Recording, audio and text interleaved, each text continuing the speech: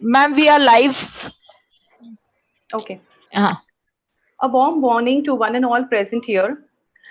Firstly, I would like to greet our director, Madam Arya, Madam. A very good morning.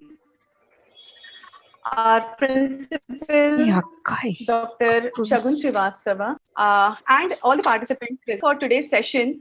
And the progress is the key to Rasang growth nantar kar and madam. evolve. And there is nothing more progressive than a woman who is financially stable. In this global pandemic, it has become imperative that we learn to embrace the idea of empowering our biggest resource of our country, our women. That is our women. In today's time, if we look at women like Indra Nooyi, Priyanka Chopra, Jacinda Ardern, etc., these women have proved to be exceptional and effective leaders. What makes them successful is the opportunities given to them, thus empowering them to make the difference. With this in mind, it gives me immense pleasure and joy on behalf of Srimati K.G.Mittal College to host this session on the topic that is led by Women for Women. On that note, I would like to start this session with Saraswati Vandana. I request Professor Darshika Karya Madam to start with the Saraswati Vandana. Over to Yeah, you, Darshika Madam. yeah. Thank you, Swati Madam. At the very outset, I thank Ma Saraswati for her bountiful blessings bestowed upon all of us that enabled us to organize this webinar. Mantras have a distinct melody. It is a great honor for me to play Saraswati Vandana. या कुन्देन्दु तुषारहार धवला या शुभ्रवस्त्रावृता या वीणावरदण्डमण्डितकरा या श्वेतपद्मासना या ब्रह्माच्युत शङ्कर प्रभृतिभिः देवैः सदा वन्दिता सा मां पातु Saraswati Bhagwati निशेषजाड्यापहा. Yeah, thank you all. Over to you, Swati ma'am. Thank you, Darshika Madam. Now we start our session. I would like to invite our Director Madam, Dr. Suhasini Arya Madam, who has been the pillar of Srimati K.G. Mittal College for all these years. Without her support, nothing is possible. So I would like to call Dr. Arya Madam to go ahead with the session. Thank you, ma'am. Over to you. Thank you, Swati. Hello, good morning, everyone, for the National Webinar 19, organized by WDC and NSS Department of Srimati K.G. Mittal College of Arts and Commerce. My heartiest greetings to Dr. Rekha Acharya, Madam, dear teachers, students, admin staff, parents, each and everybody present for this webinar on MSME funding, a tool for women empowerment. I welcome Dr. Rekha Acharya, Madam Ji, an eminent speaker of this webinar. We would also like to extend our gratitude to Sri Rajendra Mittal Ji, our chief patron, because of because of whose support we are glowing and growing day by day. Our today's eminent speaker, Dr. Rekha Acharya Ji, welcome again once more. Dear friends, it is said there is no tool for development more effective than the empowerment of women. A woman in the field, women is the full circle, within is the power to create, nurture, and transform. The empowered women is powerful beyond measures and beautiful beyond description. With gender equality becoming more and more vital around the world, the MSME Ministry under Prime Minister's Employment Generation Program introduced various schemes for financial empowerment of women so that they can lead a better life and chase their dreams of becoming entrepreneurs. Recently, our finance ministry, uh, our finance ministry ahead of International Women's Day added 6 more schemes for women entrepreneurs. Government rolled out an initiative to help more than 3,000 women entrepreneurs from MSME sector to sell on the state-run e-market platform. Government also plans to cover more than 6 crore women under this program. To enable this, the government is empowering more than 15 self-help groups, SHGs, through government's public finance management system. Easy loans are to be provided to SHGs with an app. To name some of the schemes, Stand Up India, Pradhan Mantri Dhan Jan Yojana, then Pradhan Mantri Jeevan Jyoti Bima Yojana, etc. etc. Friends, Manusmriti में ऐसा कहा गया है, यत्र यत्र नार्यस्तु पूज्यन्ते रमन्ते तत्र देवता. जहां स्त्रियों की पूजा होती है वहां देवता निवास करते हैं. So let us together support women's empowerment to empower Indian women. Dr. Rekha Acharya Madam, our today's eminent speaker, with her expertise will enrich us with her delightful lecture. With this, I declare this webinar open. My best wishes to the organizing team, and over to you, Swati. Thank you. Thank you, Madam, for your inaugural address. Now, I would like to call our Principal, Dr. Shakun Srivastava, Madam, to give the keynote address. Over to you, Madam. Thank you, Swati. Respected Shri Rajendra Mittal ji, Honorary Secretary, Srimati K.G.Mittal College of Arts and Commerce, Director, Dr. Suhasini Arya, Madam, our speaker, Dr. Rekha Acharya ji, for today's webinar, the Dean and Head, School of Social Sciences, DAVV Indore, faculties and other participants. A very pleasant morning to one and all today. I welcome all to a national webinar on MSME funding, a tool for women's empowerment. After a very motivating and welcome address by Dr. Arya and then a very pleasant Saraswati Vandana, I wish to present a keynote address on this topic. Before I start with the keynote address, I would like to express my sincere gratitude from the bottom of my heart to Dr. Rekha Acharya ji for spending her valuable time to be with us today on such a sensitive, nevertheless very important issue of women's empowerment. MSME, popularly known as the engine of growth in a country and incubators of entrepreneurship, have emerged as the torchbearers of women's empowerment on a global platform. Women entrepreneurs make significant contribution to their economies. Gone are the days when women would end up their entire life within the four walls of their houses. With the wit and hard work, they are writing fresh stories of their unprecedented success. Despite limited resources and lesser opportunities, women entrepreneurs in rural areas have shown immense potential to add value to the Indian economy by entering the MSME sectors, and no doubt they are called the new age entrepreneurs or the harbingers for change.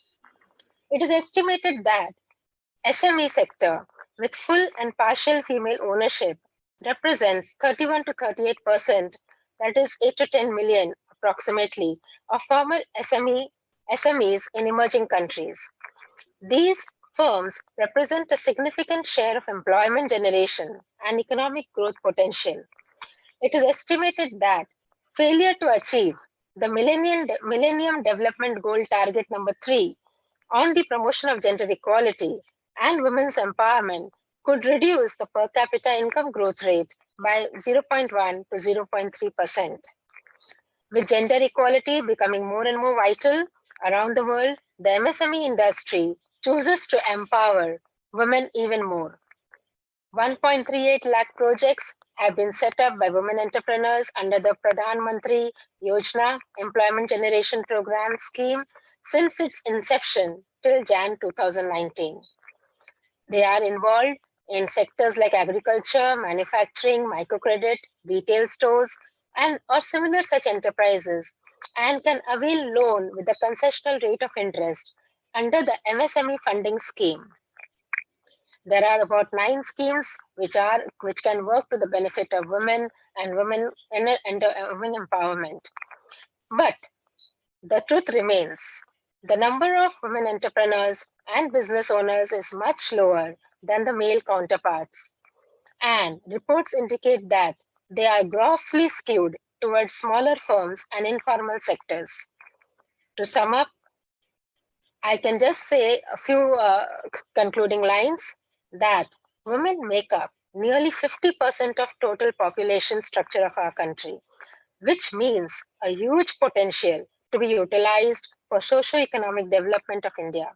For inclusive growth, their participation in the mainstream economy with the gender-neutral policies is very crucial, as it's impossible to target poverty elimination without incorporating women in income-generating activities.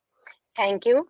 I now call upon Swati to continue with the webinar. I welcome all once again to the webinar. Thank you, Sagan Thank Madam, for an Yeah. extremely informative keynote address. Thank you so much. Now, I would like to call upon Mamta Balvanti Madam to introduce the resource person for today's webinar. Over to you, Mamta Madam. Thank you, Swati Madam. Respected Mittal Sir, Director Arya Madam, Principal Shagun Madam, Swati Madam, and my dear virtual participants, I feel honored and privileged to introduce Dr. Rekha Acharya Madam, a great personality with lot of achievements. She has completed MA, MPhil, PhD in economics and MBA with distinction. She has 26 years of experience. Her areas of teaching and research are business economics, macroeconomics, and policy research methodology, microfinance and rural development, business ethics, and environment. She has worked in IGNO for 2 years as program officer in IGNO MHRD projects of distance learning and actively involved in educational planning and given training to master trainers. Has completed 4 sponsored projects from national level agencies, ICSSR, Ministry of Labor and Employment, Ministry of HRD and Government of Madhya Pradesh. Published 40 papers in national and international journals. Under her guidance, 8 students are awarded PhD and many MPhil, MBA and MA students are guided in major research projects. She is national level resource person for capacity building, program in research methodology, refresher courses, faculty development program, guest lecture in different conferences, symposiums, workshops related to economics and management. She is vice president for Madhya Pradesh Economic Association. She is a life member in Chamber of Commerce India and Development Foundation Indore. She is chairperson in national level conference in different universities and management institutions. Has represented India in Indo-Canadian World Youth and Youth Exchange Program as NCC Best Cadet and represented Madhya Pradesh government as NCC Best Cadet twice and secured 3rd position at all India level. Also participated in Republic Day Parade in 1981 and 84. Her contribution to the different departments and universities she is an executive council member for Devi Ahilya University Indore, VC nominated member of selection committee, coordination committee, exam committee, standing committee, and head of the department for 2 departments, Department of Social Sciences and School Department of Culture and Languages.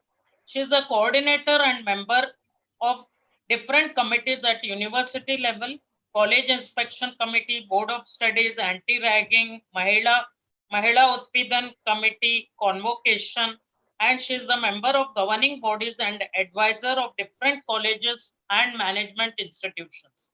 She is the coordinator of cultural activities at university level. She has coordinated and participated in organization of conferences, refresher courses, induction programs, workshops, symposiums, and guest lecture throughout the year.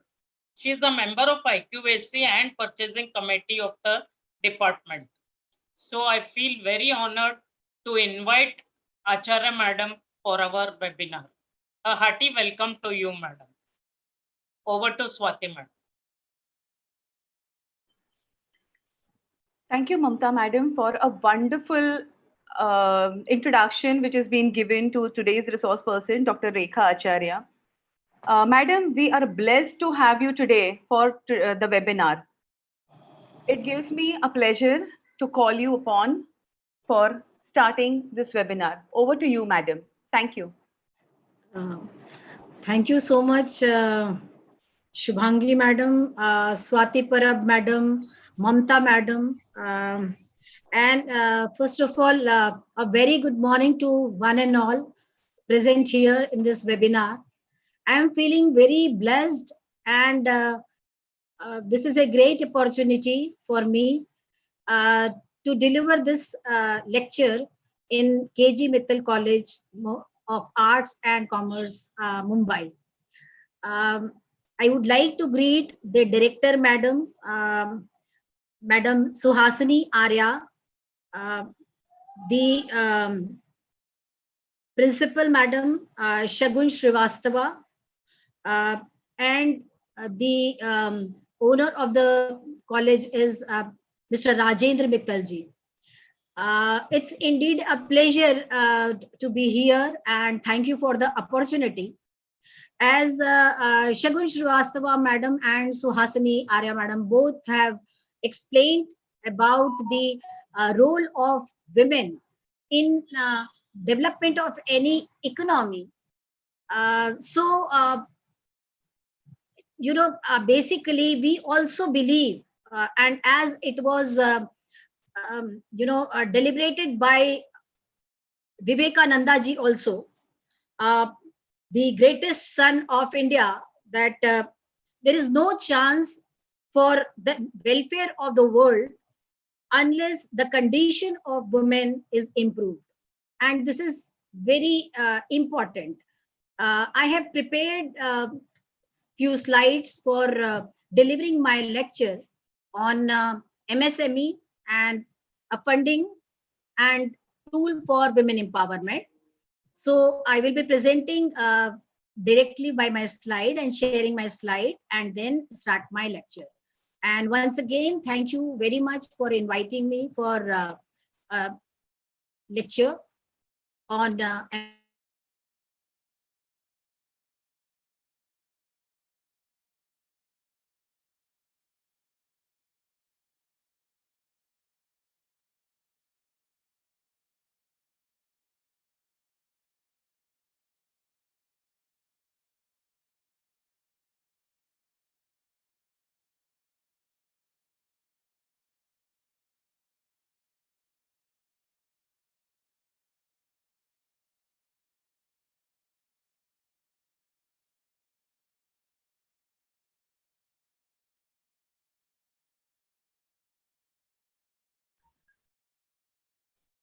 Hello, Rekha ma'am. Hello. Hello, what is the issue? Let's see. Network or Yeah, I think a network issue from her side. I'll call her once. yeah.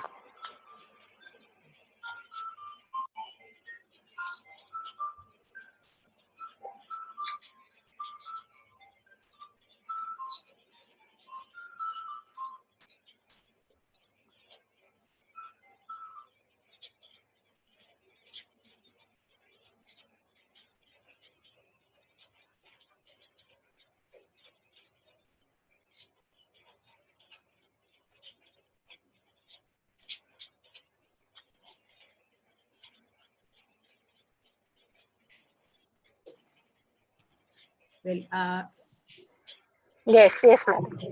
can you Please see my continue. slides? Hello? No, ma'am, we No can't see your ma'am, no ma'am, slides. no ma'am. Okay.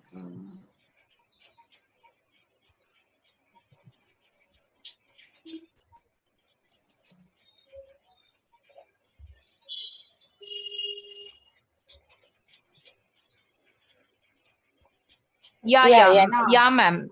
It's visible now. Can you see it? Yeah, Okay. yeah, yeah, ma'am. Okay. I think this is, you can see my slides. Yeah, Okay. yeah, ma'am. Okay, okay. So basically, what I'm saying, this is MSME funding. Why, first of all, why I've selected this topic and how I will be taking up my discussion point. That is one. First, when we say why I have selected this topic, obviously, women empowerment catches attention of everyone, and a country like India, if you talk about where women, although its participation is about 50%, but when you talk about the employment participation and the role of participation, it is really very disheartening. And all over the globe also.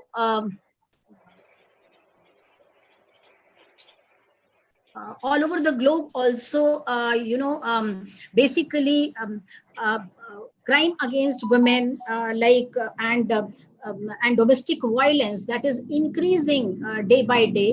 And at this juncture, it is very important that uh, the women should be empowered. Uh, and there are many, even the programs, and many movement has been taken place, like Me Too movement, which has sent many dignified accusers behind the bars. And as Shagun Madam has pointed out, that in Millennium Development Goal also, we have taken up women empowerment.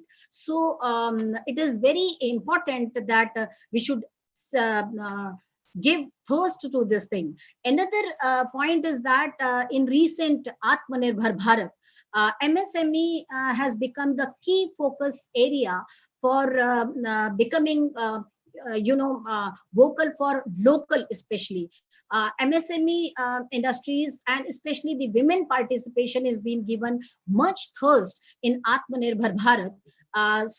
Again, at this juncture, when MSME and its funding, its functioning becomes very important area to be discussed upon. Another thing is that in recent economic package introduced by our finance minister, Mrs. Nirmala Sitharaman, she has taken out special economic packages, especially for MSME. Understanding, because this during COVID period, the MSME industries have drastically hurt, or you can say rather than the entire 3 months, the entire economy is gone on the lockdown period, and no production, no movement, nothing has taken place. And out of this, large scale industries to some extent they could able to manage, but MSME, especially in India, which depends 70% of MSME depends upon the exports basically, because if you see, more or less 30% contribution is there of this MSME in total gross domestic product. And out of this 30%, only 6.11% has been contributed by manufacturing sector, whereas 24% share is being contributed by the services sector of MSME.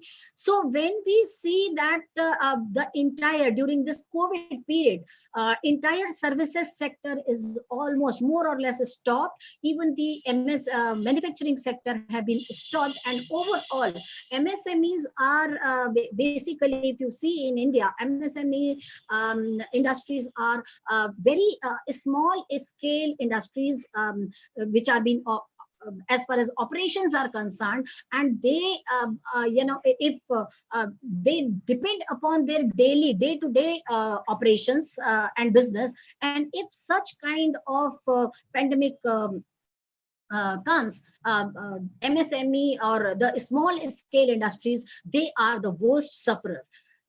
Then my second point of discussion would be focusing upon how women and MSME funding takes place.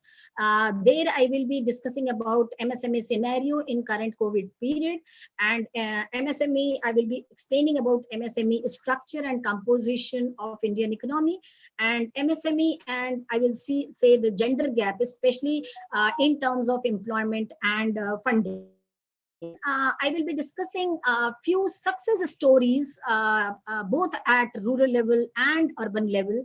And then I will be discussing upon the challenges, the remedial measures, and future scope of the MSMEs in India.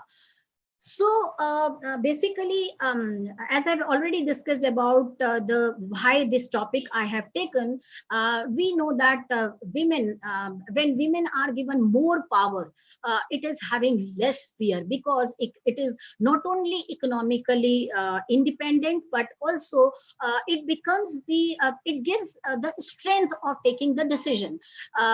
As far as India is concerned, in India especially, people, women especially, even if she becomes economically independent, but she is unable to take the decisions, especially the decision, household decisions. Usually it is taken by its counterpart, more or less. And whatever income she earns, she may be economically independent, but when if she is unable to take decisions on her own, that we cannot say the total empowerment is being taken place. Because, and why I'm saying this decisions also, why? Because if the decision is being taken by a woman, it contribute directly to the three sections of the society. One is the family, second is the society, and economy as a whole.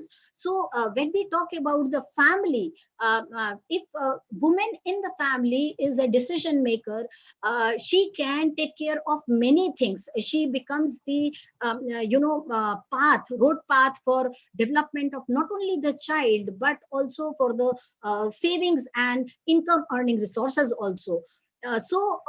From that point of view, the women has to be given more power. Second point is that when women is given power, she can be a very good source, basically a social source, for transforming social source, for the society, basically. Even she can be a very good platform for societal development, societal transformation. You see that as the communication and technology has increased, and when women are coming more and more into economic power, it is not only using its economic power, but it is also becoming very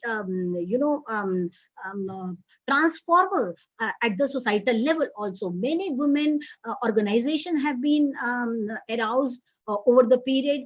These organizations are doing wonderful jobs, and more and more.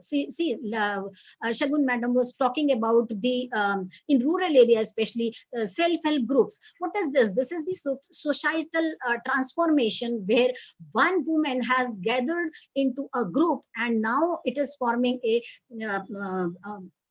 self-help group for production activities. So, and for that they are changing their lives, their livelihoods, and living standards also. I was looking one video of Pragati Maidan, where many women entrepreneurs came over there, and they themselves said that earlier, when I was not working anywhere, I could not able to take the decision of neither of my house, neither about the education of my children, nor the society. Now when I have started working as an entrepreneur, obviously I have found change in myself. I'm more confident, I'm having less fear, and I can decide on my own. So if you give more power, obviously obviously women will be less fear and more strong from both point of view, from economic point also, from decision making point also. Women are harbingers of change. Yeah, very rightly pointed out by Shagun Madam also, that gone are the days when women were restricted itself to four walls of the home. Now women are coming up in all sphere, and especially the rural women, if you talk about, a drastic change has taken place. Due to that, even the rural areas, the face of the rural areas is also are changing. And when more and more women are coming into the even from rural areas to the power also, obviously the political scenario and the development perspective of those particular areas are also changing. So we also call that as a woman as a harbinger of the change. Then we talk about the MSME as incubator of entrepreneurship. Uh, uh, as Madam has also taken this, that basically MSMEs are torch bearers of women empowerment at a global platform. And especially when you see the Manjula Sen or Mridula Jain, like ladies from India who have set a pattern, like basically, especially in shawl manufacturing, which is not only fashionable, and they have set a brand also. So we can call MSME as a incubator for entrepreneurship. So like if the chance is given to the women, they can be a very good entrepreneurship. And I have some data of entrepreneurship, basically. Um, when we say that this women entrepreneurship, I'm sorry, wait a minute.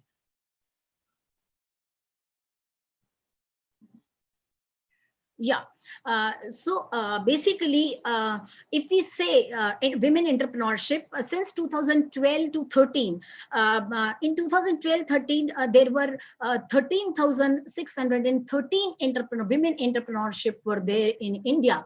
And now they have turned 2017-18, and recently the data of MSME shows that now there is a sharp increase in the number, and reached to 15,122. And this could have become the entrepreneurship basically due to the Pradhan Mantri Rojgar Yojana, which has come up. So we can say that as the number is increasing, also if we see that the percentage of share of MSME especially, although it is very low when we compare it with the female entrepreneurs, total at all India level, 1.24 crore women are entrepreneurs basically, or holding enterprises, some or the other type of enterprises, maybe micro or small or medium enterprises. And their share to the rural areas falls to 22.24% and 20.37% in urban enterprises. Basically, if you talk about this, so we can say that entrepreneurship, as far as women entrepreneurship is concerned, although this percent is very low, it should be near about, when we talk about the equality, or when we talk about the gender equality especially, this share should be improved to near about 50% in enterprise. But we can hope that, okay, slow pace is very slow, but obviously it will come up, or the percentage will go up if the especially the current government, which is giving many support to women entrepreneurs, especially under Atmanirbhar Bharat. Under Atmanirbhar Bharat, many schemes have come up. Near about 13 schemes have come up, and also a portal has been created, especially for women entrepreneurs, for given initiative for technical support, administrative support, and even the supply chain support to this thing. And this portal was launched in Udyam Sakhi in 2018. This particular portal is a network for nurturing social entrepreneurship and business model, so that the women can produce low cost products. And also nowadays women are more and more coming into the services area, trade related enterprises they are opening up. The range is very vast, starting from beauty parlors to the even supply chain areas, where even in transportation female entrepreneurs are coming up. So under Atmanirbhar Bharat, basically the government has given special attention to women entrepreneurs. Especially it has declared that at least 10% whatever produce is being done by the female will be automatically be purchased by the government warehouses, and a proper supply chain will be there. And we also see through the village heart in urban areas, and by different heart at national and international level, government is trying to support. Also under Atmanirbhar scheme only, the government has given special credit to women entrepreneurs. We will see much in later slides. Another initiative taken by government for women to improve the women empowerment or women enterprises is being trade, basically, that is trade related entrepreneurship assistance and development. And this is a complete whole package, basically, which is being launched especially for women. Although the benefit of this trade is being also taken by the overall MSME also, but especially women, it gives technical assistance, supply chain assistance, marketing assistance, and also many a time short-term and long-term training programs is being organized by this development cell to support women, where training programs are being organized for 3 or 4 days. Then Mahila Choir Yojana, basically this particular Yojana is being announced for rural areas, the Kutir Udyogs, which is being run by the female. This is basically for overall MSMEs, but here Mahila Choir Yojana is especially started for female only. Then when we talk about the women and MSME funding, we will see that this under 3 basic criteria. First is MSME scenario in current COVID period, then MSME structure and composition in Indian economy, and MSME and gender gap ownership and employment. When we say, as I was saying, that MSME in COVID period, it has drastically suffered, worst affected area, basically. Why? Because there was no demand at all.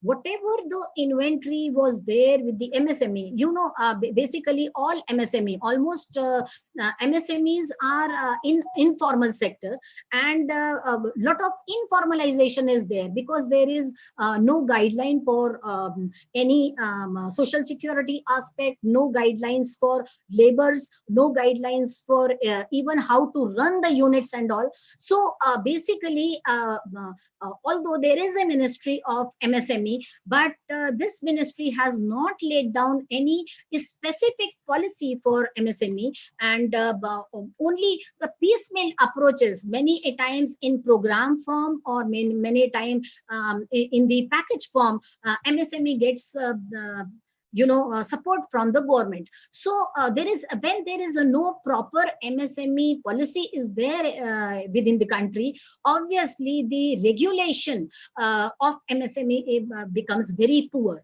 Under COVID-19, we have seen that within one day on 24th March, when suddenly our central government has announced this lockdown, all MSMEs were came at a halt, and neither the employer nor the laborers were able to understand what to do, because there was no planning being done by the government, or not the 5 or 6 days being given by the government, so that they can at least plan their activities. They have to suddenly stop their productions, stop their close their unit, and they have even they did not have any labor reform, so they cannot ensure the security of their labor. As a result, you have seen that millions of labor have returned to their hometown after, even after waiting there for up to first lockdown, till first lockdown took place up to 3rd of April. But when there was no prompt support came from the government, they had to return to their rural areas, and they have started walking, because there was no transportation, no proper provision even to return to their native places. So and even MSME enterprises, since they have locked down within one day, so they could not able to plan. And on top of it, government has announced that they have to give 2 months of salary to their laborers. So under this particular circumstances, this particular decision has created more chaos, and overall MSME has started struggling over the time. There was the production cut was drastic. Even the job cuts was within April month, 2% job cuts increased. That comes near about, say, by March, 24 lakh people had to leave their jobs. By April, from March 24th to say 29th April, near about another 48 lakh people have lost their job. And now when government has declared recently, under the 5th economic package, that the employers will not be forced to pay the salaries or wages, or if they reduce the number of laborers to run the production, MSMEs, another 30% MSMEs are planning to cut their laborers, basically employment, by 50% by June, and another within this quarter, say up to September, more 26% people will MSMEs will be cutting the jobs. So all over the if you see, this COVID pandemic has severely affected MSME sector, and more by end of this 2020, more job losses is expected. And if you sum up this 50% and 26%, that is coming near about 76% job loss. So 76% job loss, so this is tremendous job loss. And entrepreneurs are claiming that basically they are going to reduce these jobs because near about 60% loss in revenue has taken place. And also 77% of entrepreneurs have reported that they are basically having shortage of working capital and liquidity. This is so you can see the severity of the MSME sector, and especially the struggle of the MSME sector, that when 60% loss is there, how they are going to pay. So neither we can blame to the employers, neither we can blame to the laborers, basically for this situation of the MSMEs. Moreover, it has been reported that MSME has also suffered due to delay in payments, and this delay in payments are basically being done by government, because as you know that the government is the major purchase, it does the purchase of the near about, I think 49% of the purchase has been done by the government for from this MSME sector. They delay their payments, so they have even the vendors, those who are purchasing there, or those who are supplying the raw material to MSMEs, they have also delayed the payments, and overall the MSME is totally stuck. Then also it has been reported that MSME will have shortage of labor's availability in coming months, as reported by Global Herald, that near about 3 crore laborers have migrated from all over India to their native places, and to if we talk about these migrated laborers, more or less, if you talk about the proportion, 50% of these migrated laborers are in urban areas and 50% are in rural areas. So we can say this, basically this figure is from the urban areas, because from urban areas labor is being migrated to their native places, and to our estimation, this much only the dependence or the pressure on Manrega has also increased.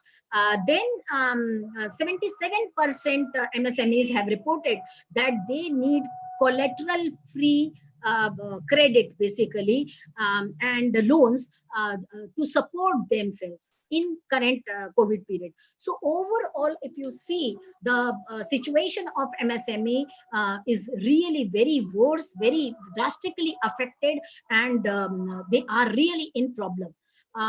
Then if you talk about the structure of MSME, I will go very fast to this.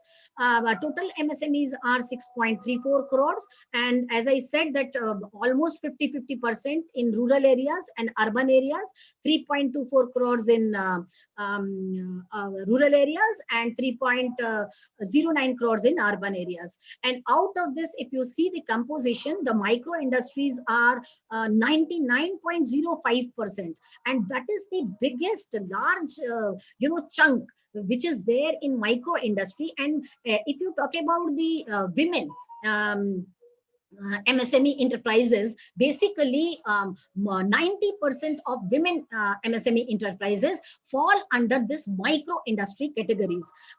Then a small industries occupies 0.33 million share, and medium enterprises are very small, that is only 5,000 enterprises are there.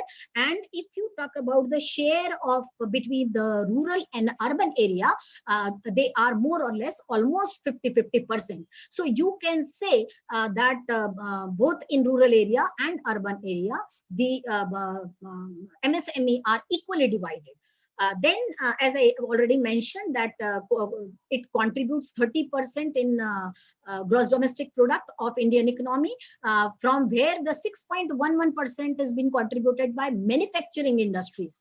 And manufacturing, those who produce small items. Basically, when we talk about micro industries, obviously this includes the very investment up to, say, nowadays again the under Atmanirbhar Bharat, the MSME definition of MSME is revised, and earlier this definition was based on investment purposes, and now it has converted into the turnover basis. So, and also one change which has come up in MSME sector, that earlier MSME was divided on the basis of the investment and turnover differently, but now they have clubbed it. And earlier it was also divided between manufacturing industries and the services industries. Now this particular segment is also being clubbed.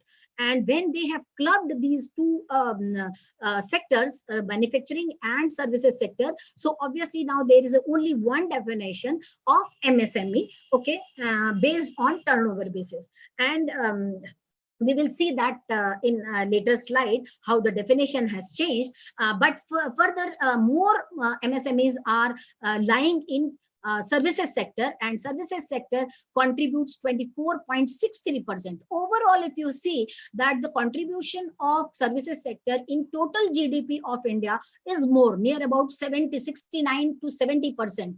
And agriculture sector and manufacturing sector, they more or less contribute equal. Say agriculture sector contributes 14%, and manufacturing sector contributes 15% in total GDP. So even in, if you talk about the MSME, they also their proportion is more or less the same.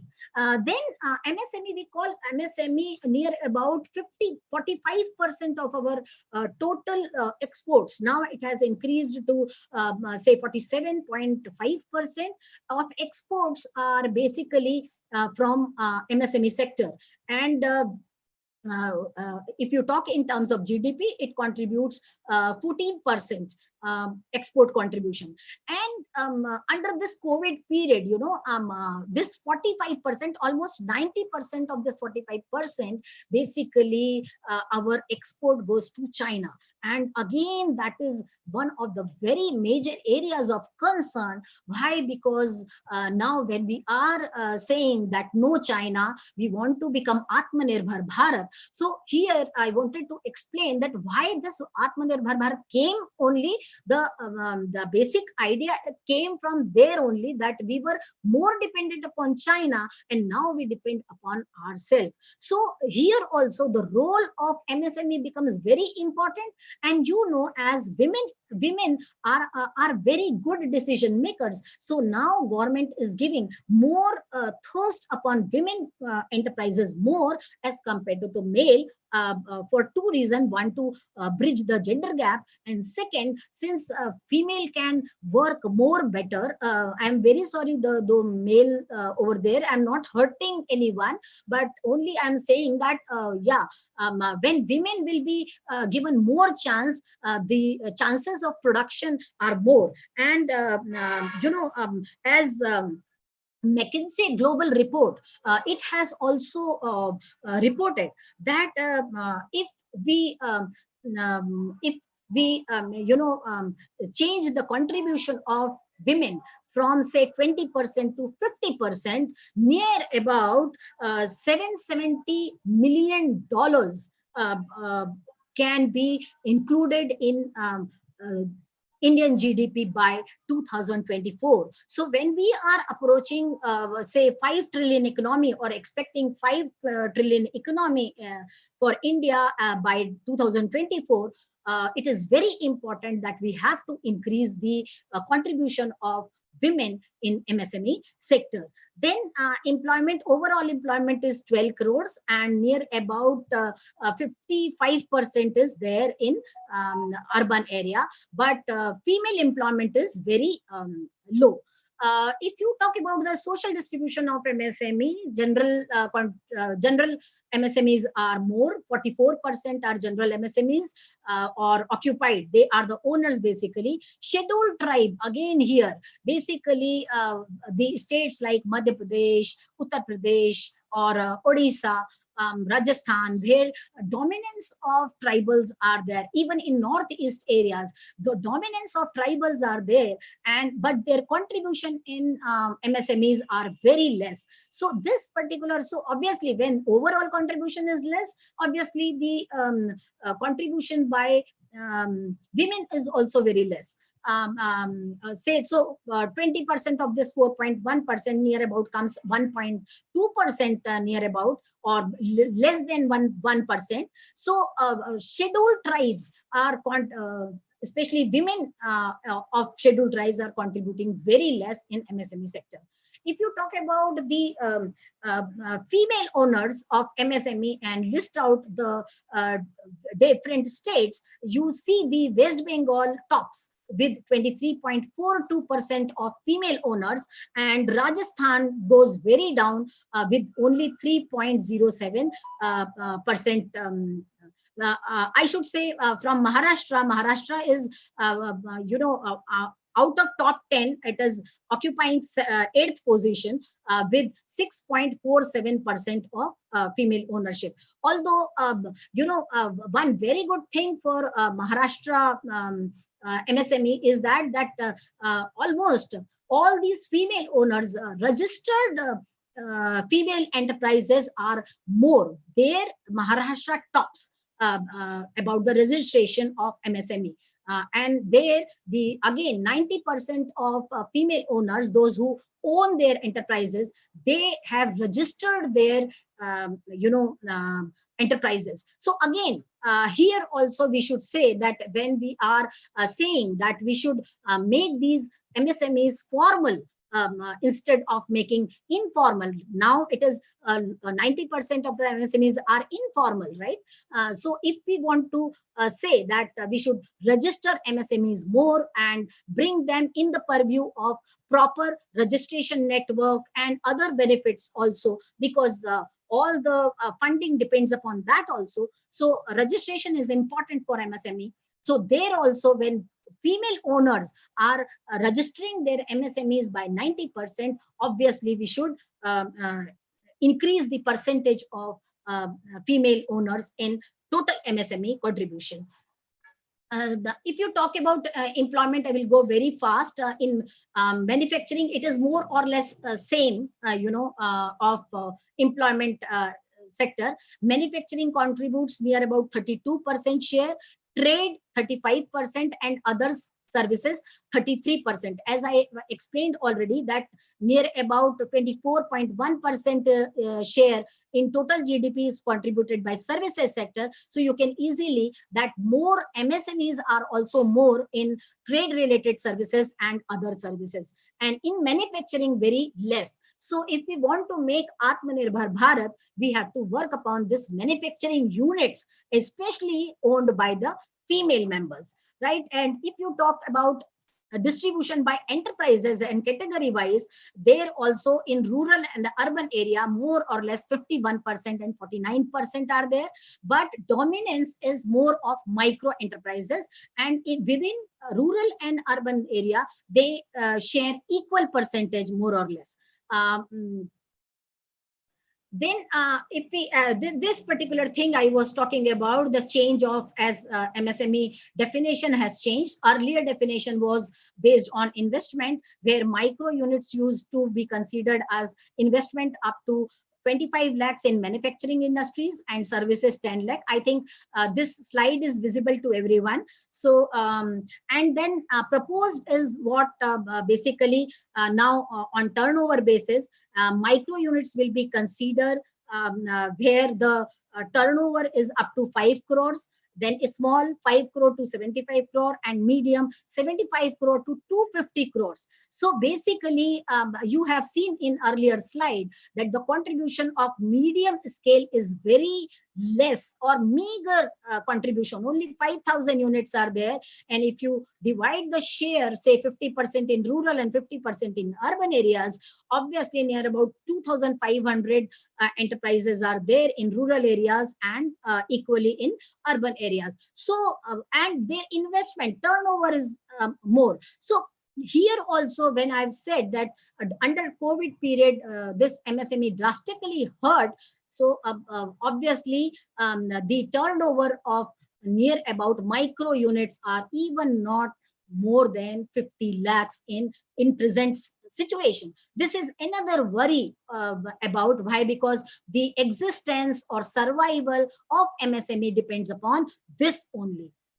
Then now we come down to MSME and funding. We find, as I said, that there is a huge gender gap in overall MSME enterprises, MSME employment, and MSME funding also, because funding is done by the institutional agencies. And you can see the female enterprises are 13.72% in total female, MSME enterprises, and male enterprises are 86.28%. So more male enterprises. And as I was saying, that employment we have already talked about. And one very significant note which I want to make is that majority of women own ventures are currently single person business household. And when you know कि हम कहते हैं ना कि ये ना group में बहुत ताकत होती है, या what we call is that when people are together, जब लोग एक साथ एक समूह में होते हैं, या when the enterprise level are in joint venture form, or they are in the partnership, then they can run very well, because the skills divide, the knowledge accumulates, and even the capital accumulates, so the risk of decline becomes very less. So this is also one of the very important aspect, that most of the women owned ventures are single person businesses, and that lacks their power, or that reduces their capacity to hold or run their businesses, especially in the crucial time. Why? Because when they suffer loss, nobody is there to support them. Although the government says that we will support women enterprises, but the women, it is not that women enterprises are right now emerging, although they are emerging right now, but right now, earlier also women were women entrepreneurs, but still their contribution is so low. So if we say that 70%, 70 years have done for India, India has been independent from past 70, 75 years, and 70, 75 years, India is following a development policy that is pro-women policy, or supporting women, this thing, then why such low percentage is coming in female enterprises? That is another, really cause to worry. And in rural non-farm home business, here also, as I said, that 50% of female enterprises are there in rural areas, and more or less of that particular all rural home-based business, that is called non-farming home business, female contributes near about 38% of share. So here also it is very less. Why? Because if we are saying 50% are in rural areas, and women are only contributing 38% of household industries, so this percentage also very less. So in both the level, at national level, urban level, or rural level, we have to improve the condition of women.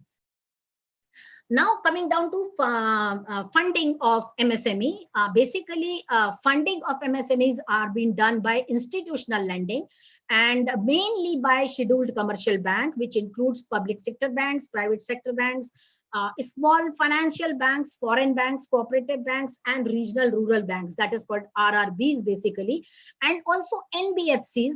And but if you compare the share of NBFCs in female funding, or say overall MSME funding, basically 90% of funding is being scheduled by scheduled commercial bank, and only 10% contribution is being done by non-banking financial companies. Although government, basically RBI has also extended its support through different MSME exchanges, angel investors, and venture capital. This venture capital is basically for new ventures, those who are not only risky, but they are based on innovation basis. So venture capital is, and also on the basis of the private equity, but the percentage is very meager in such type of credit loan. It is only 1.3% of total credit being given to MSME sector, is being given from these exchanges, or angel brokers, or venture capital, or private equity. Although in current under Atmanirbhar fifth package of economic packages, government has said that okay, the black wealth people, basically those black wealth people are basically are private, those who are having private equity, और जिसको हम basically Hindi में बोलते हैं एक साहूकार, महाजन, इनको usually वो रूरल एरियाज में बहुत ज्यादा डेंस्ड रहते हैं. They are situated in rural areas and usually involve in informal type of funding. So basically, or even the rural societies like self-help group. Nowadays, self-help groups are linked to banks and RRBs, especially, and the rural societies also. But still, and in rural societies, especially with the microfinance institutions, but the percentage of interest which they charge is tremendous. 2% per annum, per month. It means that comes out near about 24% in a year. And such a costly loan from these venture capital funds, or from microfinancial institutions or angel investors, the poor female entrepreneurs do not have that much capacity to survive on these kind of loan. So understanding this also, the government, especially the RBI, has introduced this SIDBI and Mudra Yojana, where, and under this Mudra Yojana also, under Atmanirbhar Bharat, now they have said that 10,000 rupees loan you can take without any guarantee, or without any proof, or without anything, and up to 3 lakh crore rupees you can take up as collateral free.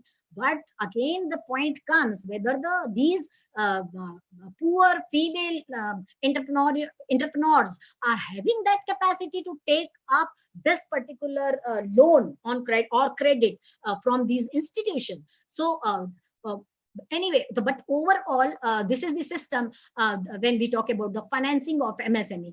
Other than this, and also we have seen that recently a report was coming, and also as said by our former RBI governor, Mr. Rangarajan, that this under economic package, government has announced 30,000 crore rupees for MSME sector, and out of which mere 12,000 crore rupees is being taken up as a credit disbursement. And if you talk in terms of say percentage wise, this comes near about 45%. So even after a pandemic, when government is ready to support, the main reason is that people, first, they don't have capacity. Second, even this scheduled commercial bank, due to their huge mounting NPAs, they are reluctant to give loans to MSME. And within one month of time, say from May to say July, 7% credit decline is being experienced from MSME sector. So you can easily understand that, okay, government is announcing various economic packages. Government बहुत सारे packages दे तो रही है, लेकिन वो देने के लिए जरूरी क्या है कि लेने वाला मुझे लेना भी आना चाहिए. मतलब I should have power to take up, I should have capacity to take up, I should develop my capacity to repay. Rather than this, what I feel is that government should have given direct benefits to these MSME sectors. Direct benefit, as is being done by Singapore. It can, adopt Singapore model, or Japan or France model. Singapore has adopted. What Singapore has done basically, it has asked its small entrepreneurs, especially all MSMEs there, that just to give past 2 months their salary papers to the government, and whatever salaries they have disbursed, on top of that, 10% of that more money will be directly given as a direct transfers in their bank accounts for survival of, or meeting out the working capital. So such kind of direct benefit, if government must have given, then only we can think of the survival of the MSME. Then otherwise, we have seen that there is experienced this MSME credit demand and supply gap, and this estimated to be 37 trillion of basically government has taken out 37 trillion for economic package, but only these figures are for 2019, and in 2019 financial year, 37 trillion was credit loan was disbursed by commercial scheduled bank for MSME sector, but only formal finance MSME could able to take up 14.5 trillion only. That means the disbursement was only 14.5 trillion out of this 37 trillion. That means this particular gives the gap of 20 to 25 trillion. That means this much gap is there. People are, आप कह सकते हो कि MSMEs are ready to take, और आप government has taken out also 37 trillion, but यदि government out of 37 trillion केवल 14.5 trillion ही disburse कर रही है, तो then it itself is creating a chaos for MSME funding. Further, if we talk about the percentage of women beneficiary out of the total credit which has been disbursed by the banks or disbursed by the financial institutions, mainly women are taking up loan from two schemes. One is Stand Up India scheme, that is 81% account holders are women in Stand Up India schemes, and this scheme provides basically loan from 1 lakh to 1 crore. And as we know that earlier, according to the investment definition, in manufacturing sector it was 25 lakh, and in services sector it was 10 lakh. The investment amount was there. So here, and also we have seen that almost 99.5% are micro MSMEs, where women entrepreneurs are fall. So obviously almost 81% of women entrepreneurs are taking loan from Stand Up India scheme, which ranges between from 1 lakh to 1 crore. And if you convert according to this according to new definition, obviously this 1 crore will go up to 5 crore, but that is on turnover basis. And I don't think that women enterprise in any way can reach up to that 5 crore. Their percentage of that particular contribution up to 5 crore of turnover, it's a very difficult task. I'm not saying it is impossible. Women can do anything, but without proper government support, without proper supply chain, and without proper marketing facilities and insurity, that if you are default in any suppose in repaying the loan, then a government will give the security. Such kind of, if measures is not being taken, till that time I'm doubtful that the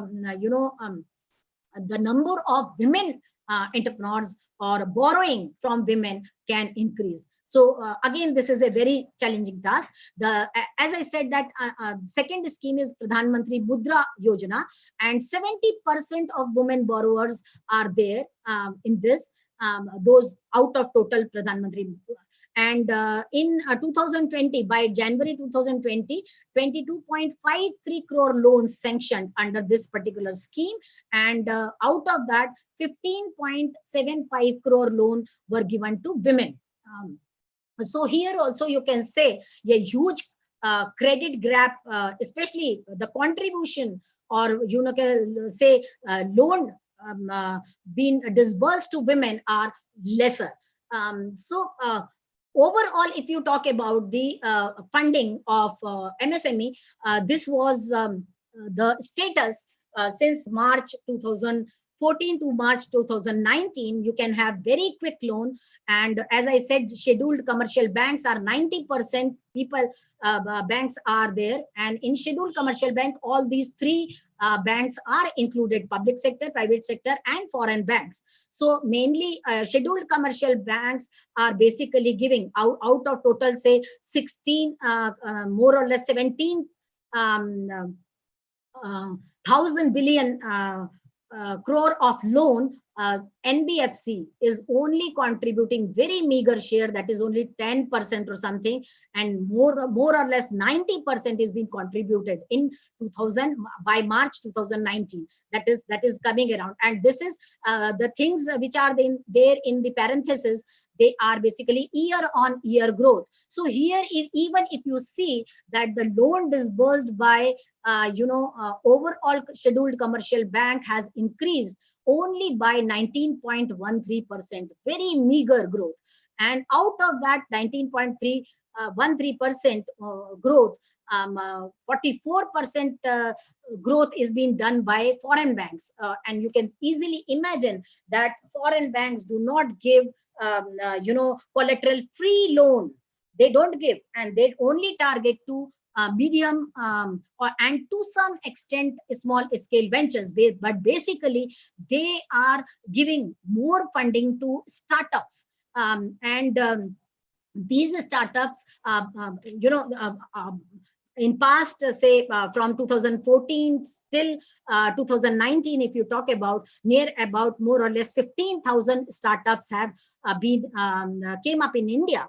And out of these startups, women startups are contributing nearly 19% of women startups are there. Remaining startups are being of the male. But these one very significant aspect is that all these 19% of startups which has come up in India during this last 5 years or so, out of them 13,000 startups have generated employment. And if you talk about in terms of ratio, one startup has given more or less 10 employees an employment. So even there also the role of MSME increases. Why? Because especially a country like India. Why? Because on one side, the MSME is providing employment to large chunk of the society, especially women also, although 20% contribution is there in total employment. But if you talk about the overall as percentage and export, MSME are contributing more. So if we support MSME in real terms, and if we able to manage this credit gap which is there, which is very huge, because 20 to 25 trillions of credit gap if exist in India. Obviously, if we able to manage and if we give security on top of it, we can increase this, and it can be turned into the opportunity, especially for India. Now, if you talk about who can be women entrepreneurs, there are different criteria is being set by the government of India as for women to be entrepreneur. First of all, women entrepreneur will be defined. First time it has started defining by in 1988, and any enterprise owned and administered by women entrepreneur with a minimum financial interest of 51%. That means the equity ownership should be in the hand of women, and it should give at least 50% of employment to women.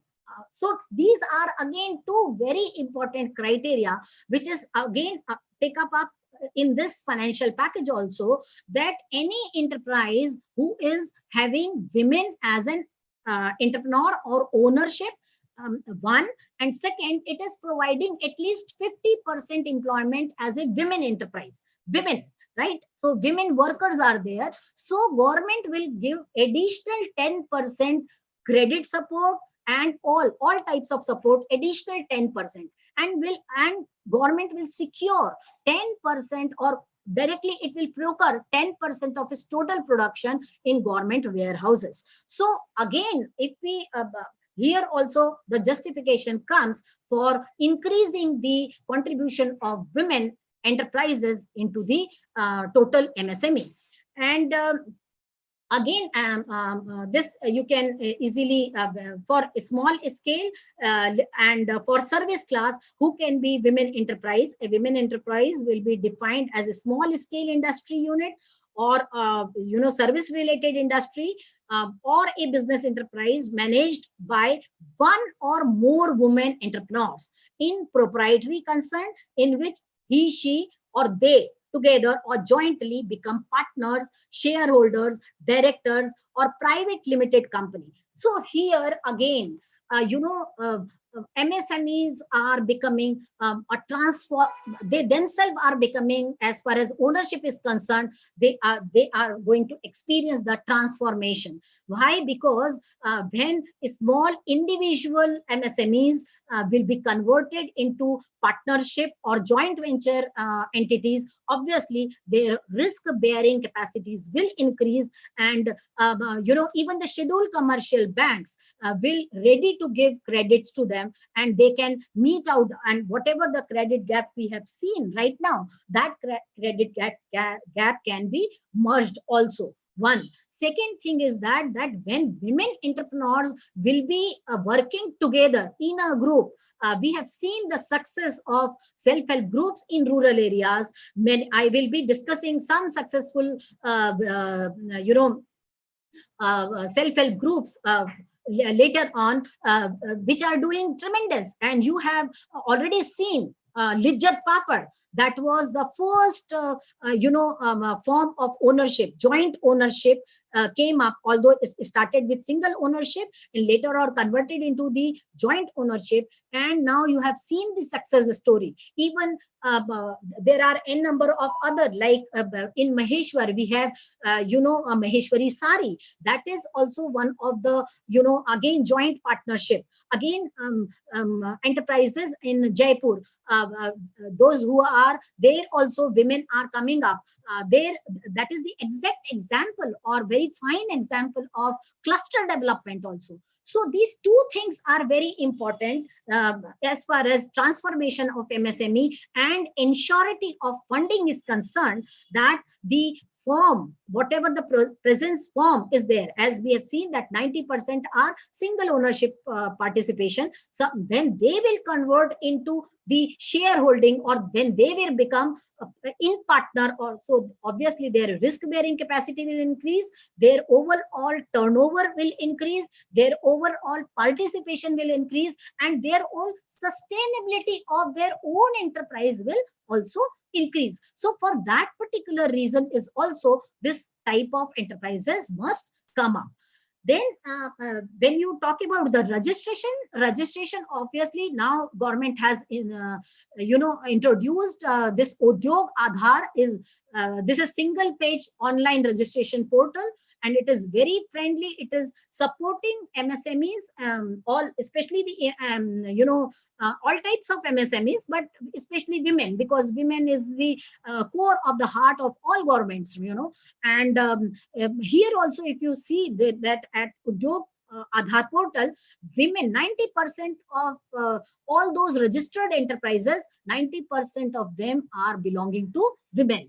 And if you talk about 41.21% belonging to manufacturing units, and 58.8% are services units. So you can easily understand, when 90% registered enterprises are belonging to women, obviously their contribution in manufacturing enterprise and services enterprise will be in the same proportion. And the total investment made by these enterprises are coming up near about 11 lakh 62,307 crore rupees. And this total investment by MSME, maximum investment is done by small enterprises. And this is small enterprises, if you talk about in total enterprises, they contribute 0.33%. So, this followed by micro enterprises, this much crore, that is, I think, visible to you, and medium enterprises in this fashion. So, and if you talk about in terms of registration, here tops Maharashtra, tops in the registration. Out of the total 15 lakh 26,000 of enterprises, near about 18.23% are registered on Aadhaar portal, Udyog Aadhaar portal, then followed by Tamil Nadu, and then by Bihar. And this is one significant aspect as far as Bihar is concerned. From some time back, when Bihar was totally considered as coming under Bimaru Rajya, but with the power of the present government and working positively and dedicatedly of the working, Bihar is coming up, even in terms of say MSME enterprises, and in terms of registration, and in terms of overall economic activity. So this is a very good sign. um, then now we come down to success story. This is overall success stories are different in urban areas and rural areas, but I must say that uh, these women entrepreneurs have set the for them sky is the limit, and they have set the limits. They have really are trendsetters. If you talk about Ajita Shah, she has invested affordable in consumer services, especially to rural India. I have selected them, right? Although there are a number of women entrepreneurs, but I like these success story because she has especially focused on rural India, and she has taken an initiative to develop this rural India marketing, naming as frontier markets, because now even the Western countries, when we are saying that, okay, US companies are going to wind up their businesses from China, and so they are looking towards the Indian markets. And recently in one news came up in Global Herald, and they reports that mainly these US companies are not targeting urban areas, they are targeting rural areas MSME companies. So if Indian company like Ajita Shah, she has seen rural India, and she has created the sales and distribution chain, um, uh, and especially in energy and sanitization products. And they are not only low income based, but she has targeted to low income household also. And why? Because she thinks that sanitization is very important. And now when we are talking about Swachh Bharat Abhiyan, and now it is in prime objective of the government policy also, such kind of initiative done by Ajita is really commendable.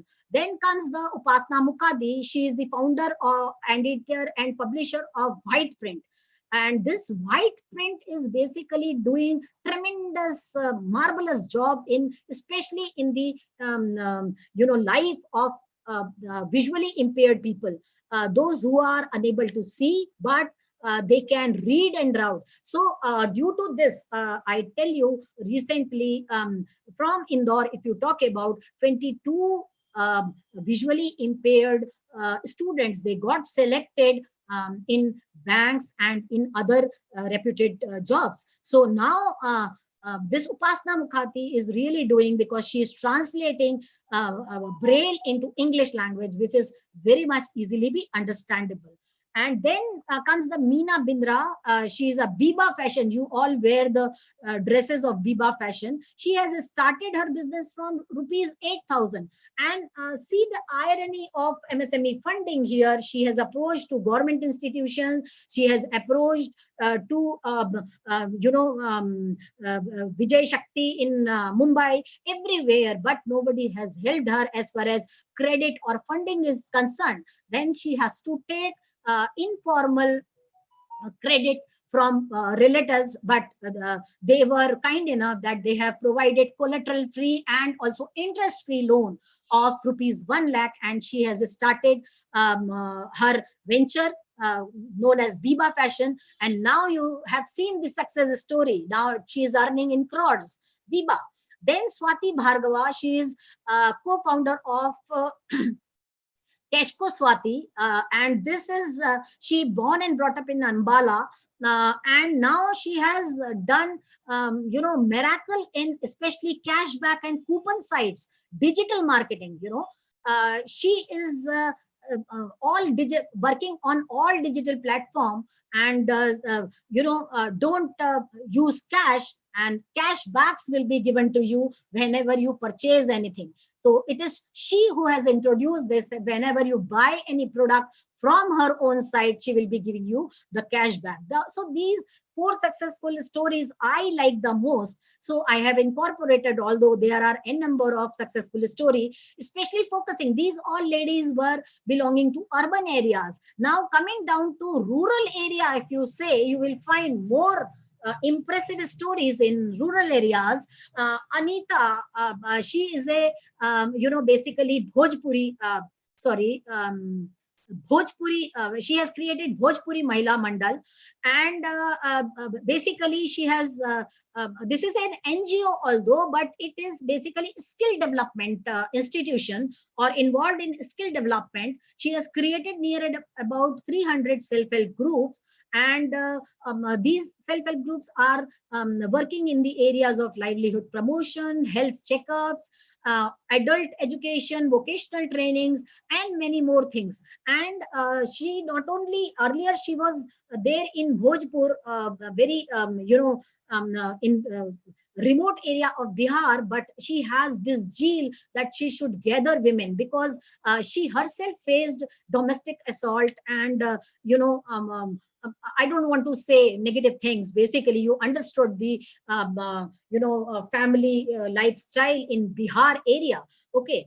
And how they treat women, basically. So she has suffered all those things, but she wanted to become economic empower, and wanted to empower the female like her. So she came up with such kind of forming the self-help group, and she has created this Bhojpur Mahila Kendra. Then comes Guna Quilling.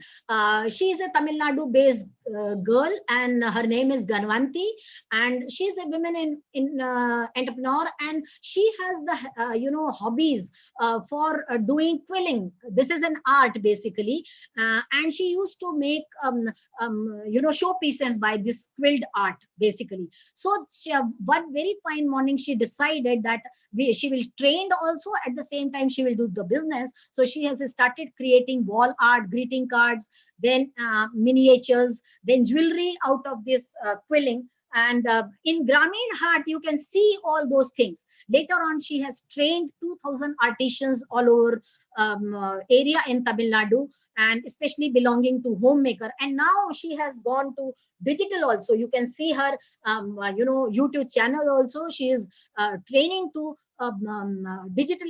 She has used digital platform and training now. And then another from Maharashtra, this Godavari Satpute, you all must be very well acquainted by this. She has initiated, like this is her discovery, basically, Akshat candle. This is a candle, basically, Aksha candle, and she has related this with the spiritual thing. And this is a candle, basically. A candle, that during the Diwali के time में हम कंडील जलाते हैं, अलग अलग तरह के रंग बिरंगी कंडील आती है. आप लोगों के घरों में भी कंडील आप लोग यूज करते होंगे. और she has used this, और इसमें she has innovated a lot. मतलब इतने सारे इनोवेशंस इसने किए. इसका कभी इसने बुद्धा का अक्ष कैंडल बनाया है, मिनिएचर छोटा सा.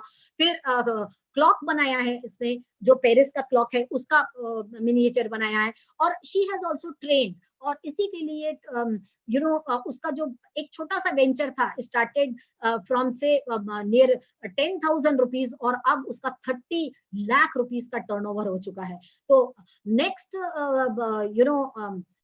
success story is gone to Gujarat area, where Pabi Ben Rabri, she is a tribal woman. And आपको पता है कि राबरी is a art in Gujarat, basically, and this rabari they craft very well. आप लोग गरबे में गुजरात में जब गरबे होते हैं नवरात्र में, तो जितने भी क्राफ्ट आपको दिखाई देते हैं, उसमें जो भी धागे का होता है, रंग बिरंगा जो थ्रेड होता है या धागा होता है, वो वाला पूरा रबारी आर्ट होता है. और उससे मतलब नवरात्रि के घाघरे वगैरह तो बनते ही हैं, but that has been used in making bags, Then dhurries are basically पगड़ी है आपका या टोपी है, इस टाइप की जो चीजें हैं. Then they have put it on the file also. और अब आजकल this is very trendy, especially in corporate areas, because they don't want to give very costly gifts to their corporates. So they have shifted themselves to say, okay, made in India, one, second, jute, second, then third, something ethnic. So in the name of ethnicity, they have chosen these file covers or the cushion covers or traditional things. So basically, and her brand name is also there, and her brand name is known as Hari Jari. And this Hari Jari, she has used this jari is basically, it's a silver lining thread. आप बोलते जरी बोलते हैं ना, जिसको आप लोग सब जानते होंगे, जरी आपके सूट्स में भी लगाते हैं.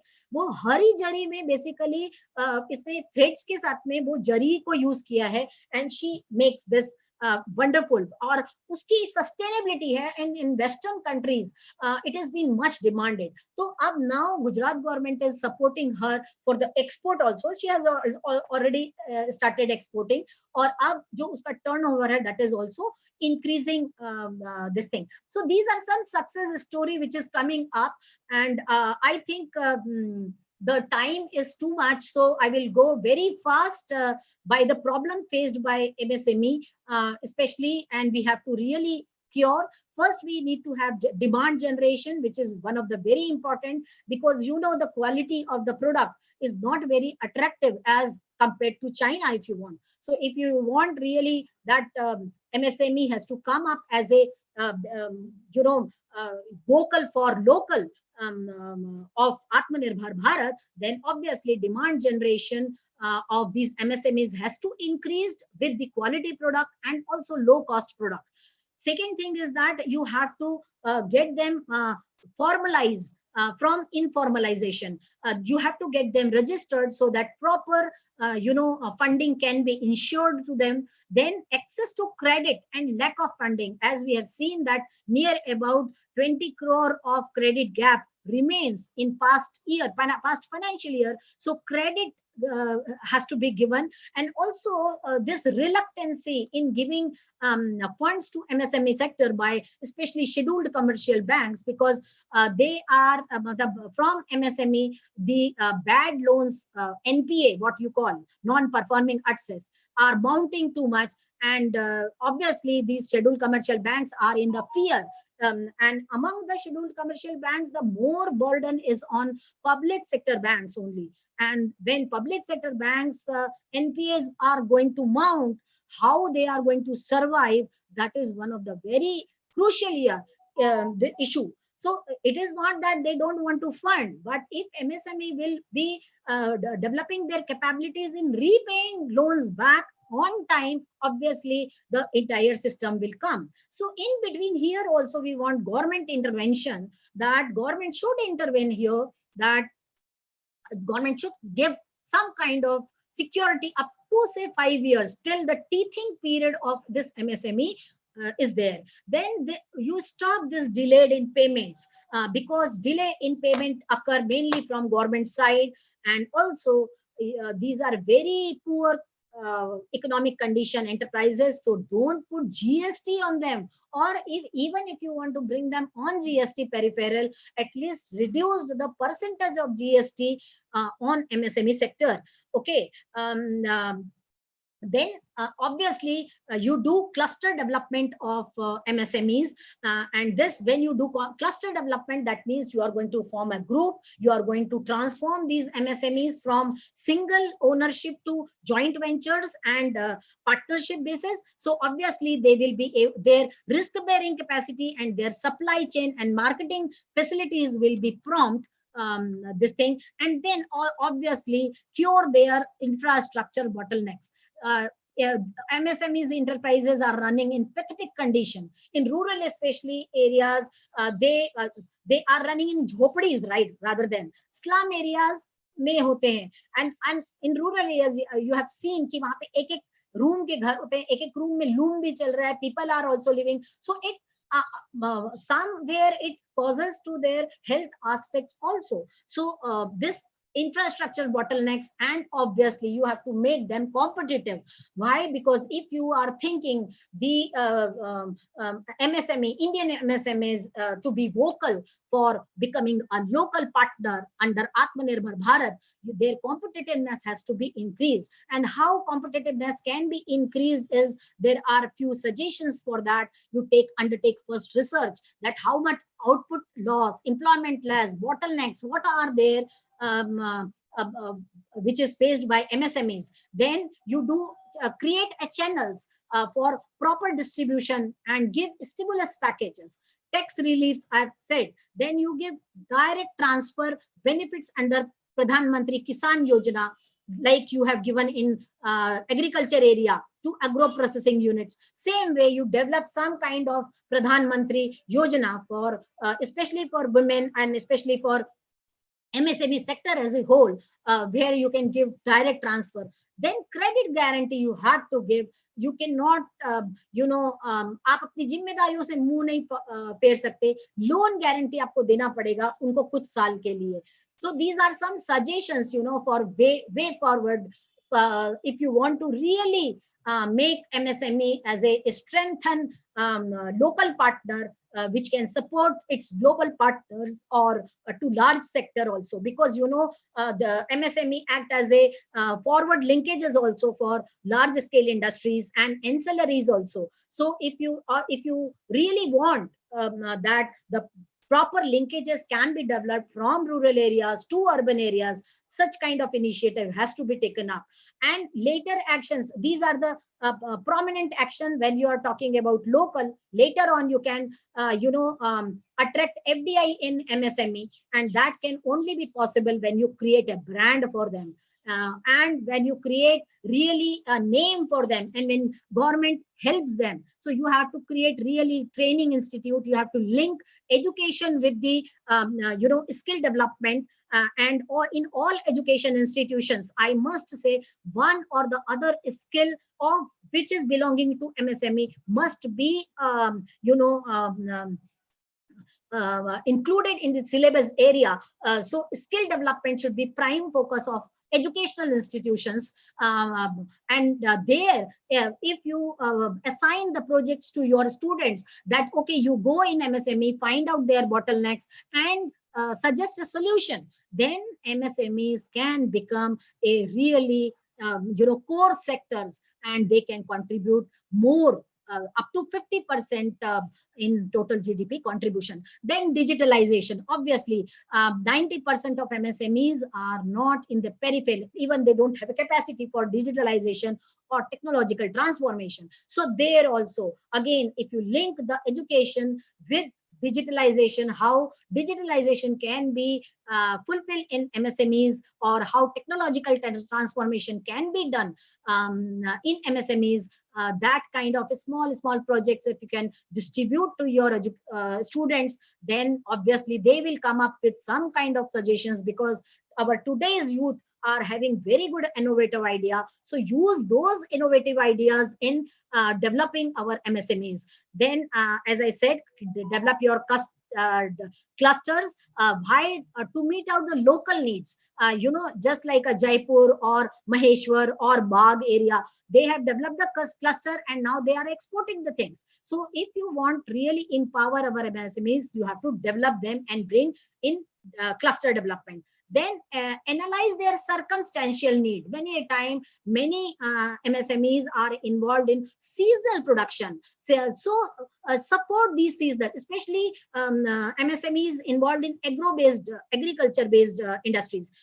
So agro-based industries, their seasonal needs are coming. Suppose अभी टमाटर आ रहा है, अभी टमाटर की बम्पर क्रॉप हुई, लेकिन पूरा का पूरा वेस्ट हो गया, लोगों ने सड़कों पे फेंक दिया. Why we can't initiate the warehousing system? Why government can't initiate? भाई खरीद लीजिए ना आप उनको, जो आपने मिनिमम सपोर्ट प्राइस रखा हुआ है उस पर्टिकुलर प्रोडक्ट का, खरीद लीजिए उसमें और सपोर्ट देम. तो कम से कम, और उसको यूज करिए आप एग्रो बेस्ड में, सॉस बनाइए उससे, डिफरेंट प्रोडक्ट्स बनाइए, और उसकी क्वालिटी को इम्प्रूव करिए और उस पर ब्रांड देके उसको भेजिए बाहर. तो मतलब you have to really should support MSMEs. ऐसा सिर्फ credit देने से कुछ नहीं होता है. Credit is not a solution. You have to support other things also. तो circumstantial need assess करिए, उनकी मतलब develop warehousing facilities, supply chain bottlenecks, where develop infrastructures, everything, and then develop MSMEs. And step brand I've said, then innovation. Innovation is, हम बोलते हैं कि आवश्यकता जो होती है, आविष्कार आवश्यकता की जननी होती है, बट आवश्यकता की जननी आविष्कार नहीं. अब now this particular phrase has changed. Now innovation has become the need of the hour, because if you don't innovate, your product is out of the market. Mobile is the one of the very significant aspect. Here also I would like to say that in 2014 we had only 2 mobile companies. They were in MSME area, and now today we have 268 MSMEs which are doing mobile manufacturing and its parts. So this area, and other than that, MSMEs can be developed in pharma area, IT area, and supporting products, basically. So if India is thinking that, okay, it will interlink with the its MSMEs with the global platform. So here innovation is must in MSME, and not only innovation, MSMEs has to be stylish, like Fab India, how it has created its brand. Basically, Fab India started with small MSME marketing channel, only service product. It used to buy from Jaipur or rural areas, products from rural areas. Still it's buy, it only does marketing there, but it has established its outlets in all urban areas. You can see even the जो पुराना furniture होता है वो भी गांव-गांव में से खरीदा जाता है, और ये MSMEs जो होती हैं उनको चेंज करती है और नया बना के अर्बन एरियाज में बड़े-बड़े शोरूम्स में महंगे दामों में बेचती है, पर उसका जो प्रॉफिट होता है वो उस पर्टिकुलर MSME को नहीं मिलता है जो ये बनाती है. So it is very important that these MSME has to be equipped with innovation, uniqueness and style. Then last but not the least, it's there you have to develop the ability of consumer. You have to really attract the consumers to attract of the brands of the MSMEs, both locally and internationally. Because if the consumers are not there, no production can survive. Consumers are very important, and consumer will attract only when your product is attractive, qualitative, and मतलब it is catchy basically. तो आप भी जाते हो, अभी पहले आप लोग क्या खरीदते थे, बहुत बड़े बड़े महंगे महंगे पर्स खरीद लेते थे गुची का और इसका. आजकल आप क्या करते हो, आजकल आप हाट में जाते हो, ग्रामीण हाट में जाते हो, वहां से कोई वाज आपको अच्छा लगता है या वहां से आपको कोई वॉल हैंगिंग अच्छा लगता है, आप लेकर आते हो. आपके सोफा सेट्स के लिए आप चीजें लेकर आते हो. ऐसी सारी चीजें होती है. तो it's very important that we should bring up all these changes basically, and really we can through not only with the finance, but also we can improve ourselves with the overall situation of the MSME. If it is improved, then obviously the funding will automatically come. Funding will be ensured at right time and in right amount, whatever is required. But when you say, but challenge is there, but we should not lose the hope, because if there is a sky, and sky is the hope, and when there is a ray, you can catch that ray and go forward. So this is only from my side.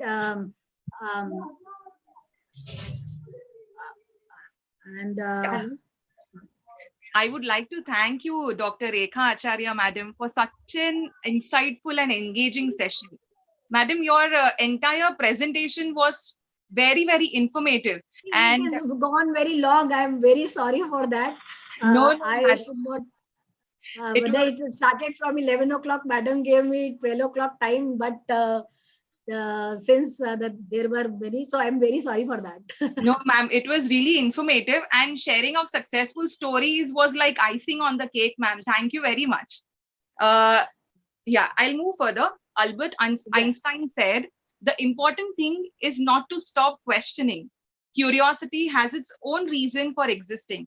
May I please ask you, madam, few questions that are posted by the participants in the live chat?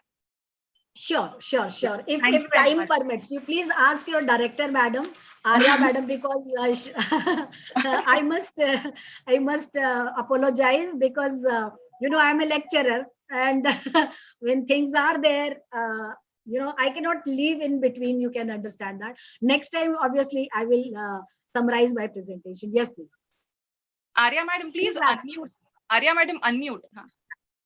No, it was really, like really, it is a very, very informative session. I'm seeing that there is lot to be done, like if people think and if they have a willingness to do it. See, many ladies can come up, they have actually, even our students, some of the students, Darshika knows them.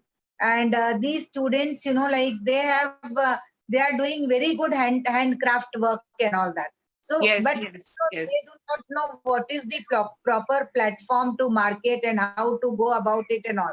So actually, they are to be motivated, and I feel that government should launch some training sessions in the colleges also. Like one of the subjects, or like how they have national service scheme and all. So there should be something like self skill development center also in every college compulsorily, and some person like who's expert in this area, he should be working in that with this center and all. So definitely they all will come up. I could see that if I was young, I would have done this, I would have done that. Really, so much of scope and so many opportunities. Yeah, So, certainly, Meena. Arya, madam, I'll take a few Darshika. questions. Yeah. Thank you, Darshika, over Arya, to you. madam. Yeah. So, madam, question number one is, do you feel if some incentives are announced and training is provided by the government, number of women entrepreneurs will increase? Certainly, because women have two major, qualities. One is zeal to learn, and Yes, zeal to establish her own self, her own identity. yes, Women, you meet whether it is a rural woman or urban women. Nowadays, women are sharing dual responsibility at home also and at economic front also.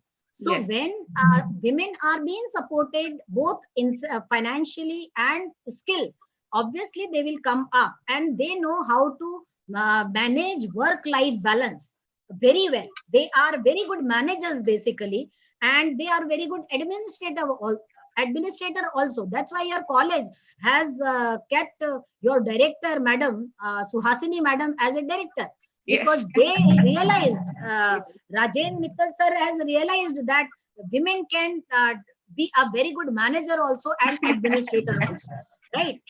yes, Thank yes. you. Yeah, Next thank you very question, much, please. ma'am. Yeah, next question is, what are the formalities to obtain these funds? Do you feel, madam, funds will reach remote rural areas? Yeah, now there are, with the Udyog Aadhaar registration, I said, first of all, as I said, that in formalization is very important. When Yes, any industry is being set up, it should first register. yes, Later on, it has been allowed to operate, right? yes, And yes, then once it is registered, then entire direct cash benefits or loan facility, credit facility, everything can be insured from the government. But correct. registration is must. Yes, yes, And you have seen also that in Udyog Aadhaar, 90% women have registered themselves. That means they are responsible also. hmm, yes, yes, They are yes, responsible that first I should get registered. That's why government is also taking up, okay, I will fund more to women enterprise. And you hmm, see NPS also, that from bank side, female credit holders are less, having bad loans as compared to male. yes, yes. That is there. Yeah. Thank you, ma'am. I'll go to the next question. We have two more questions, madam. So Yes, next please. is, what is the support available for skill development?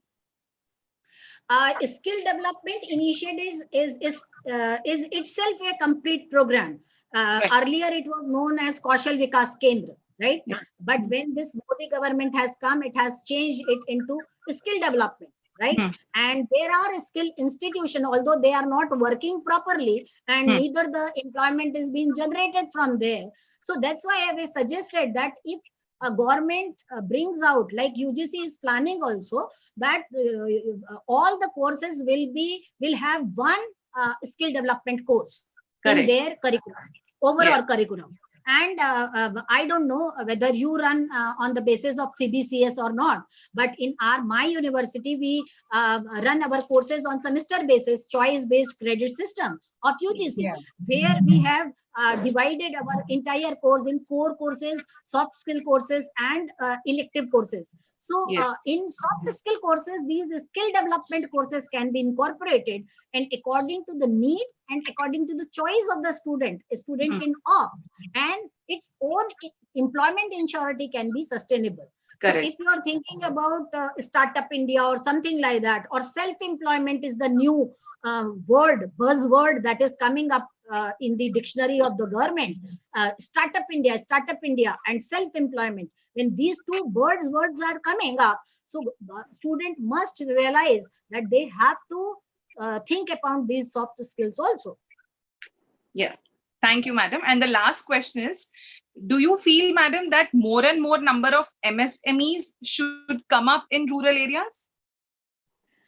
Yeah, rural area, see, basically in rural area problem is not that much, because in rural area, if you see every member of one family, okay? Right. Hello? Yeah, ma'am, you're...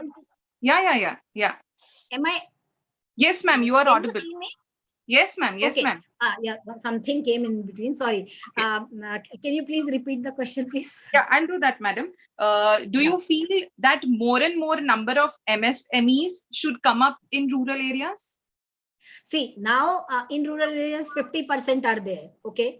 And in rural areas, of course, cottage industries are more, okay? Yes, I don't say that more and more should come up in rural areas, but okay, when now the proportion is 50%, obviously it should increase in the same proportion, because the employment will also increase in the same proportion. And both rural and urban areas are equally important as far as employment is concerned. And if you have seen that people in urban areas, right, have migrated. So yeah, but when these 3 crore people have migrated in rural areas to basically incorporate them, Manrega does not have that much capacity. But if these 3 crore people can be directed towards the small MSME ventures by giving all type of financial supports, including skills, obviously rural areas will develop in proportion, and this will also help you to reduce your social conflicts and social problems, basically, which are mounting up in rural area, which are becoming a very severe problem. Because when these migrated people have returned back to their respective places, many of the families have, refused them to enter. Many of them have refused them to, involve themselves in Manrega. Only like how these composition, social composition in rural area will be meet out, that is another a problem, although, but obviously when these people have returned, they should not come back to the urban area, because urban area even not giving one day security, wage security to them. They became hand to mouth, and you have seen from your Mumbai only, lakh and lakh of people have started walking on their foot, and government has not done anything. So I think it should come up in rural area. Of course, this is very good question. Thank you so much. Ma'am, I'm very sorry, but we have one last question. Can you no please... issue. I am ready to give a number of questions answers, provided you have time. So ma'am, this is about role of private organizations. So very important. First you complete your question. This is what is mentioned in the live chat. I mean, okay, I think role of private organization. Why? Because maybe of fulfilling their corporate social responsibility. we know that under corporate social responsibilities, near about 2% of total turnover or profit basically has to be invested in rural areas. And now government is also, using this particular funds. Those corporates who are unable to use their corporate social responsibilities fund within given their that particular financial year, okay, it usually directly goes to Pradhan Mantri Kosh, and that Pradhan Mantri Kosh is being again targeted to rural areas for giving different type of benefits to rural areas. So that particular finance can be channelized for developing MSMEs, especially the cottage industries in rural areas, right? And obviously private sector role must come up, because private sector are basically profit oriented organization. They don't bother about the labor security, labor employment insurance, labor various kinds of labor welfare schemes. They don't abide by that. It is very important that government should come up some strong regulations for private sector, that they have to bear, they have to abide by these social security norms, especially labor norms. That I cross my finger that such kind of pandemic do not occur, but usually it occurs in every 100 years. So pandemic you will usually, or maybe some natural calamity, because that is not in our hand. But private sector must be insured, must be hold responsible for that. And I don't know, but even here in our education institutions also, if you talk about in private educational institutions, teachers are facing a lot of problems. So they should be responsible enough, human touch should be there, not only the profit motive institutes. Great. Thank you very much. Thank you very much, Dr. Rekha Acharya, Madam, for your assistance by answering all the questions in such a lucid manner. Thank you very much, ma'am. And I think I just want to repeat what Shagun Madam had spoken in the keynote address. Arya Madam has a wonderful Indore family as an extended family, actually, to stay associated with. Thank you very much, ma'am. Thank you. Thank you so much. Over to Swati Madam. Swati Madam, your mic. Thank you, Darshika Madam. Yeah. Thank you, Darshika Madam. Yeah. Now, going ahead with a vote of thanks. First and foremost, I would like to thank Dr. Rekha Acharya Madam for an enlightening, thought-provoking, and an insightful session. I'm sure everyone would agree with me if I say today the power lies in the hands of women. Women just need to realize that. We have wonderful takeaways from today's webinar. We now know the various MSME programs offered for the women entrepreneurs. Also, the bifurcation of MSME in micro, small, and medium enterprises and need for involvement of women in MSME was highly informative. The potential opportunity to fill the gender gap would truly encourage women to be entrepreneurs in near future.